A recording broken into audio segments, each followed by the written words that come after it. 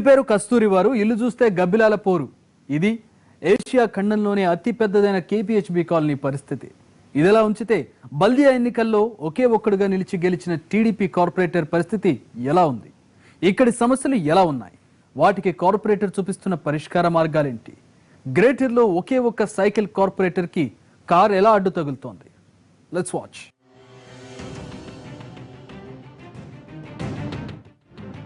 GHMC పరిధిలో 90% మధ్యతరగతి జనాభా గల కాలనీ ఏదైనా ఉంది అంటే అది కేపీహెచ్బీ కాలనీ.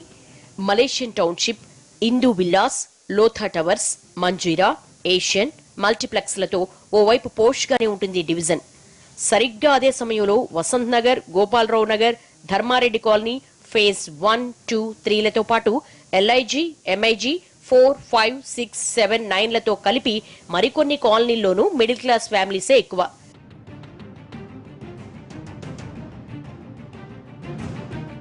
జేఎన్టీయూ కేంద్రంగా ఉన్న కూకట్పల్లి హౌసింగ్ బోర్డు కాలనీని 30 ఏళ్ల కిందట కూకట్పల్లి గ్రామానికి అనుబంధ కాలనీగా ఏర్పాటు చేశారు. ఇప్పుడు ఇదే హైదరాబాద్ గుండెకాయగా నిలుస్తోంది. 55,000 మందికి పైగా ఓటర్లున్న కేపీహెచ్బీ డివిజన్లో ఎక్కువ మంది సెటిలర్లే ఉన్నారు.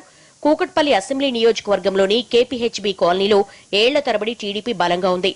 ఆ బలమే ఇప్పుడు నగరానికి ఒకే ఒక టీడీపీ కార్పొరేటర్ను అందించగలిగింది.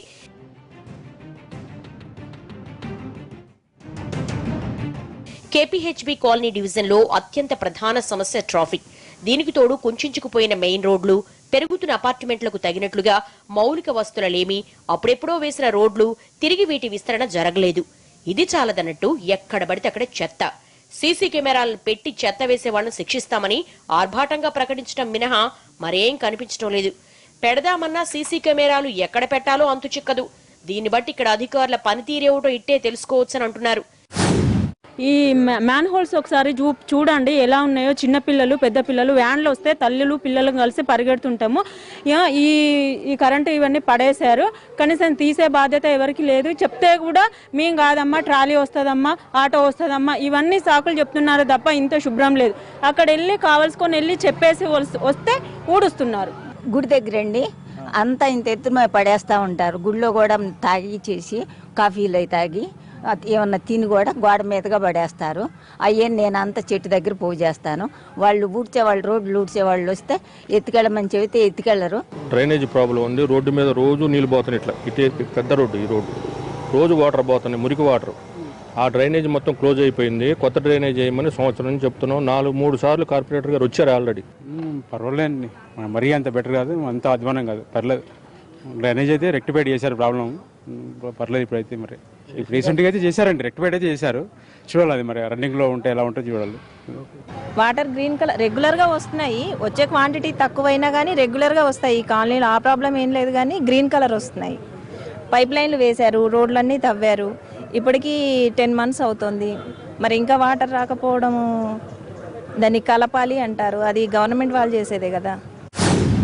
కేపీహెచ్బీ డివిజన్ రోడ్లపై ట్రాఫిక్ మాత్రమే కాదు, గల్లీ గల్లీలో వాహనాలు నిండిపోయి కనిపిస్తాయి. పైకి పర్సనాలిటీ, లోన మున్సిపాలిటీగా మారింది ఇక్కడ పరిస్థితి.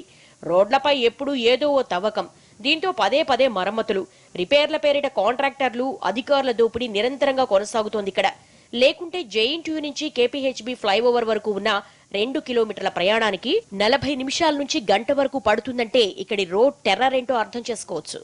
సాయంత్రాలప్పుడు ఇళ్లకు చేరే లోపల ఈ గండం గడిస్తే చాలు అనిపిస్తుంది. అంతగా ట్రాఫిక్ ఠారెక్కిస్తుంది ఇక్కడ. ట్రాఫిక్ సమస్య, ఈ ట్రాఫిక్ సమస్య తీర్చడం కోసం కొన్ని ఆల్టర్నేటివ్ రోడ్స్ ప్రపోజ్ చేశాం. ఇక్కడ నుంచి రాజీవ్ గాంధీ సర్కిల్ నుంచి డైరెక్ట్గా మియాపూర్ మెట్రో స్టేషన్ వరకు వెళ్ళటానికి అనువైనటువంటి ప్రదేశం ఒక 1/2 కిలోమీటర్ డిస్టెన్స్ కలిపితే ట్రాఫిక్ క్లియర్ అయిపోద్ది. దాని గురించి కూడా గతంలో ఇచ్చాం. చాలాసార్లు మినిస్టర్ గారి దృష్టికి, మేయర్ గారి దృష్టికి తీసుకెళ్ళాం, ఎమ్మెల్యే గారి దృష్టికి తీసుకెళ్ళాం. అవుతుందంటున్నారు కానీ దీంతో దాని మీద ఎటువంటి ఇది లేదు. ఇక పారిశుద్ధ్య విషయాన్ని తీసుకుంటే ఇక్కడ ట్రాక్టర్ కావాలని 1.5 years నుంచి ఒక ట్రాక్టర్ ఉంటే ఇక్కడ ఊడ్చిన చెత్త క్లియర్ చేయొచ్చు, అలాగే తీసిన సిల్టు క్లియర్ చేయొచ్చు. ప్రత్యేకమైన ట్రాక్టర్ కావాలని అడుగుతున్నాం. ఇంతవరకు ఆ ట్రాక్టర్ కేటాయించిన సందర్భం లేదు.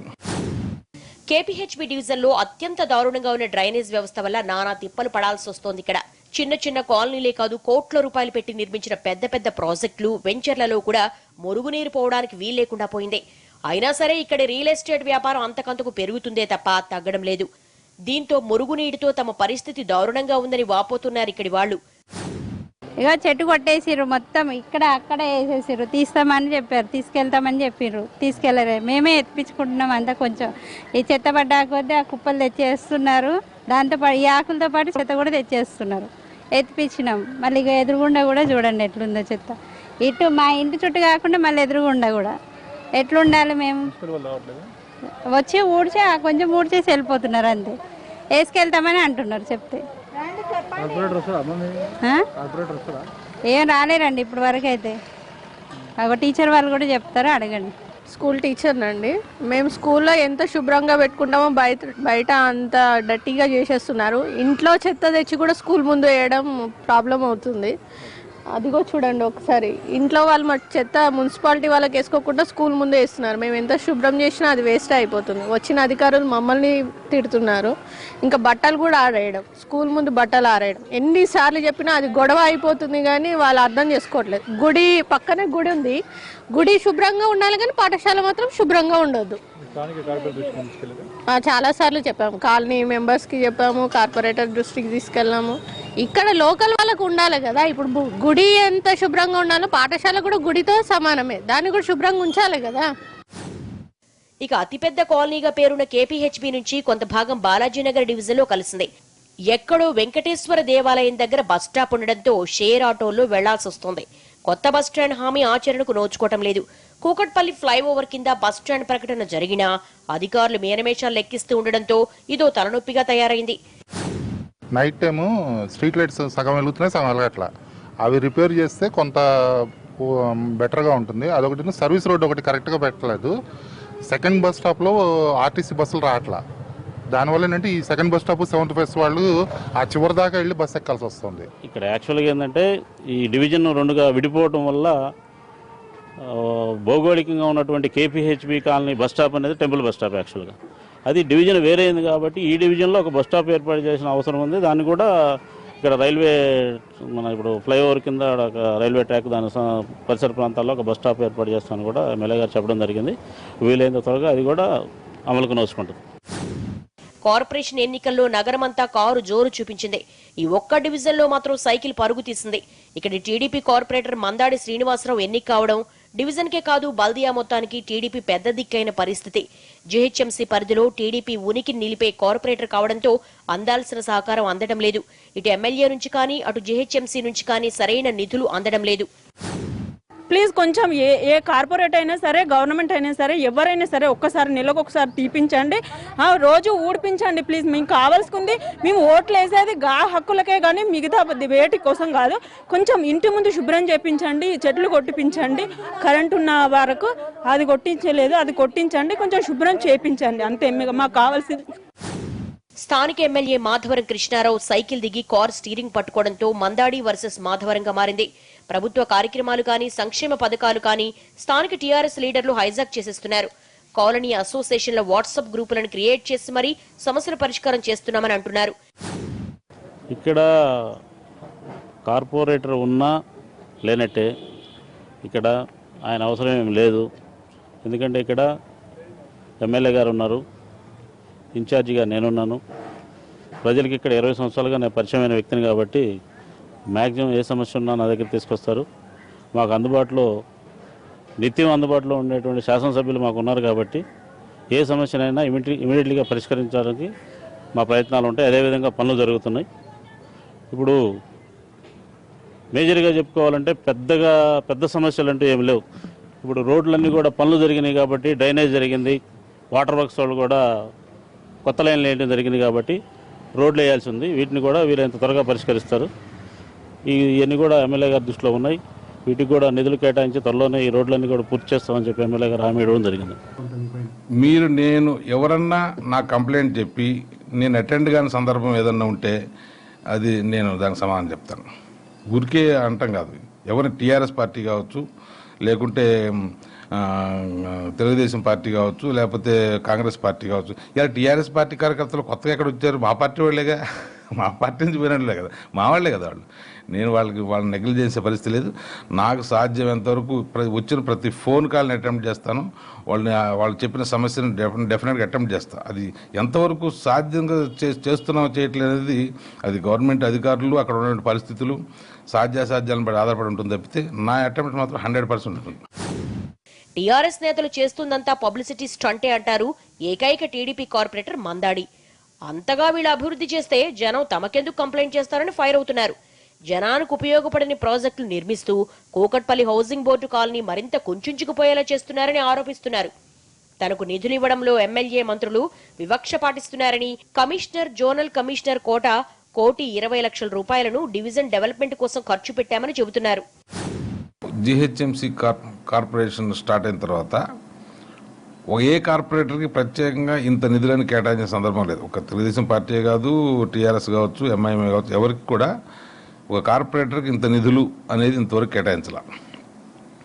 సో ఎవరికి అవకాశం ఉన్నట్టు వాళ్ళు, ఎవరి ఇన్ఫ్లుయెన్స్ బట్టి వాళ్ళు తెచ్చుకోవడం తప్పితే ఇక ప్రత్యేకంగా కార్పొరేటర్ కంటూ నిధులు ఇంతవరకు కేటాయించలేదు. సో నేను ఇచ్చినటువంటి హామీల ప్రకారం ఈ డివిజన్లో ఉన్న మేజర్ సమస్య ట్రాఫిక్, తర్వాత సివరేజ్ సమస్య. దీని గురించి సగం డివిజన్కి ఇప్పుడు జిహెచ్ఎంసీలోనూ చాలా ఎక్కువ ట్యాక్స్లు కట్టేటువంటి మేజర్ డివిజను కేబిహెచ్పి డివిజన్.